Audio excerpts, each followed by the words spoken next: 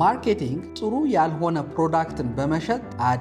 የፈለገውን ያህል ማስታወቂያ ብትሰራ፣ ኢንፍሉዌንሰር ብትጠቀም፣ ሶሻል ሚዲያ ላይ ብታሳብደው ደንበኞች ካልወደዱት ወይም ካልፈለጉት ዋጋ የለውም። ቀለል። ምርጥ ማርኬቲንግ ደንበኞች ወደ ሱቅህ ወይም ወደ ቢሮ እንዲመጡ ያደርጋል።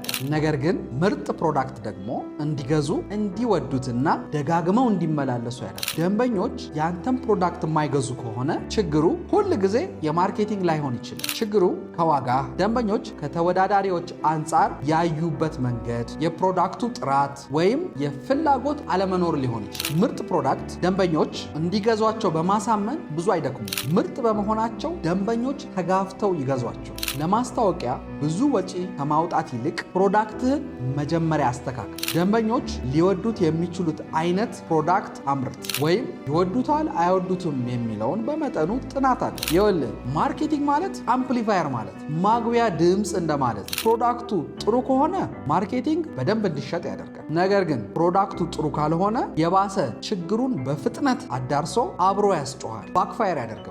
ስለዚህ ምርጥ ፕሮዳክት አዘጋጅተህ ማርኬቲንግ ደንበኞችን ማሳመኛ ሳይሆን እንዴት እንደሚያገኙት የሚያውቁበት መንገድ እንዲሆን አድርግ።